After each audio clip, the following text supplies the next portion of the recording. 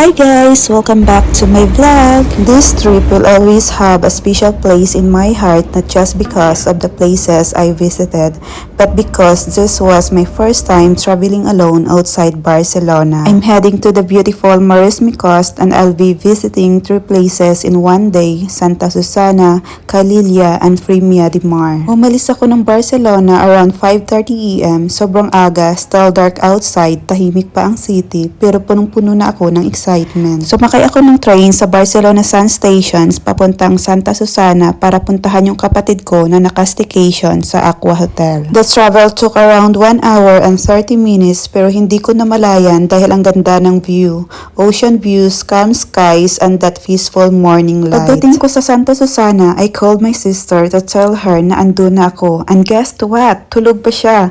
She didn't expect na sobrang aga kong makarating. So I waited inside her room habang nagbe-breakfast pa siya sa hotel restaurant. That waiting time felt calm, not rushed, not pressured, just peaceful. Parang life saying, okay lang maghantay, darating din ang tamang moment. After she checked out, we went straight to the beach. Walang plano, walang rush, just presence. We stayed there for about an hour, relaxing, breathing in the sea air, listening to the waves, and reading books. Tahimik, simple, pero sobrang meaningful. Sometimes, relaxing doesn't look grand. Minsan, tahimik lang na nakaupo sa tabi ng dagat. Then, we took the train again to Calilla to explore the town. Ang ganda ng vibes, maliit, cozy, peaceful, parang slow living ang lifestyle. We walked around, explored the beach, felt the local energy, and passed by a church where we lit a candle. That moment felt spiritual in a quiet way.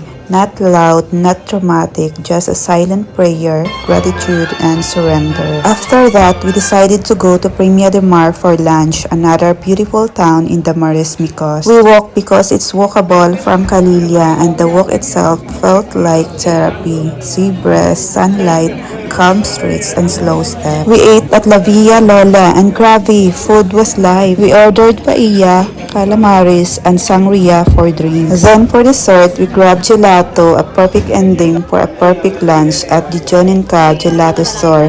Sorry, I don't know if I pronounced correctly the name of the store. Basta yun na yun. After eating, we went back to the beach one last time just to relax, breathe, and soak everything in. Walang agenda, walang content pressure, walang kailangan gawin. Just being present in the moment. Then we headed back to Barcelona, pagod pero punong-puno ng saya. So hanggang dito na lang. See ya on my next vlog!